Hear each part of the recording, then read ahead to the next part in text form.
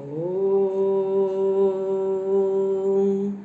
नमो राम ओम. माझ्याबरोबर पुन्हा म्हणा. ओम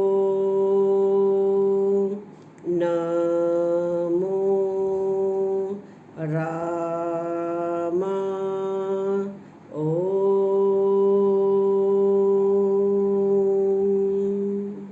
पुन्हा म्हणा. ओम नमो राम ओम. पुन्हा म्हणा. ओम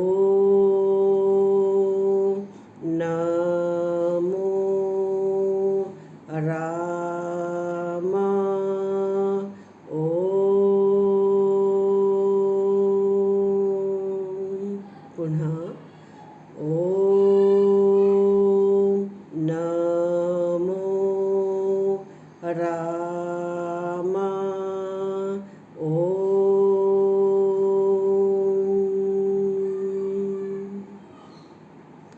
रामाची ऊर्जा तुम्हा सगळ्यांना पावन करेल. राम नाम हे घेतल्यानंतर आपल्या जीवनामध्ये काय परिवर्तन होते ते तुम्हाला कळेल आणि ऊर्जा तुमच्याजवळ रामाची राहील. मी अलकनंदा दुर्गे वाचत आहे श्रीमद वाल्मिकी रामायण बालकांड सर्ग 19.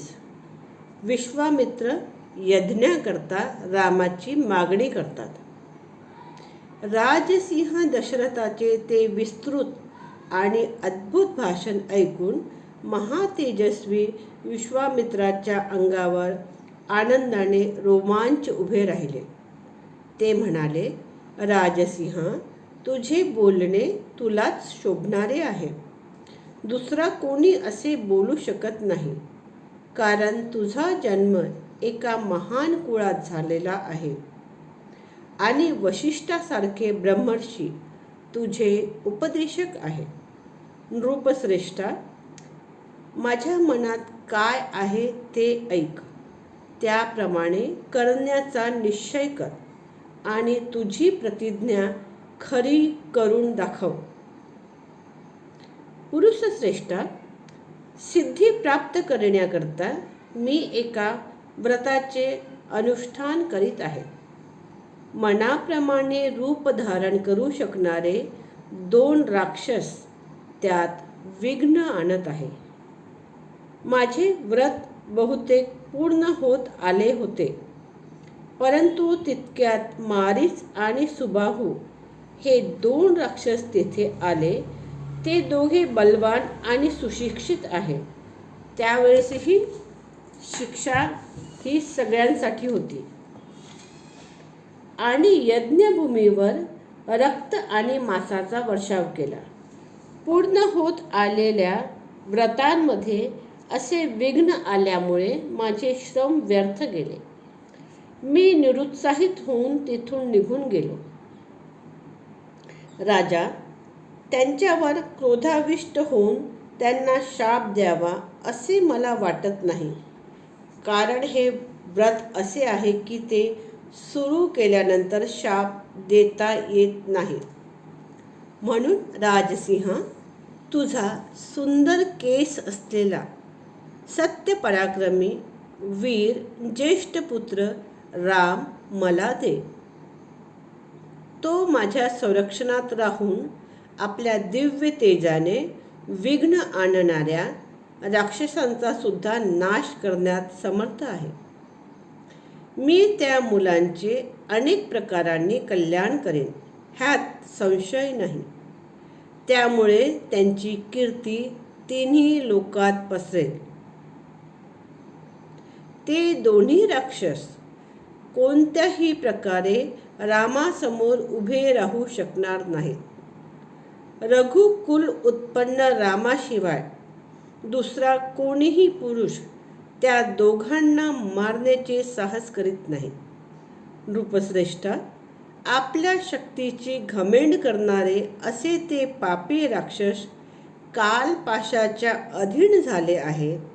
म्हणून महात्मा रामासमोर ते टिकू शकणार नाहीत. राजा, पुत्रस्नेह आडवा आणू नकोस. त्या 2 राक्षसांचा वध झालाच आहे अशी तुझी खात्री असू दे. मी तुला तसे आश्वासन देतो. सत्यपराक्रमी, महात्मा रामाचे सामर्थ्य किती आहे ते मी जाणतो. अन्य तपस्वी आणि महातेजस्वी वशिष्ठसुद्धा रामाचे सामर्थ्य जाणतात. धर्मलाभ व्हावा आणि तुझी उत्तम कीर्ती भूमंडळात कायम राहावी अशी तुझी इच्छा असेल तर राजेंद्रा, मला राम दे. काकुत्सा, तुझे वशिष्ठादी सर्व मंत्री अनुमती देत असतील तर रामाला माझ्याबरोबर पाठव. रामाला नेण्याची माझी इच्छा आहे. राम मोठा झाल्यामुळे आता अनासक्त झाला आहे. म्हणून 10 रात्रींकरता तुझा पुत्र कमलनयन राम मला दे. राघवा, ज्यामुळे यज्ञकाळाची वेळ टळून जाणार नाही असे कर.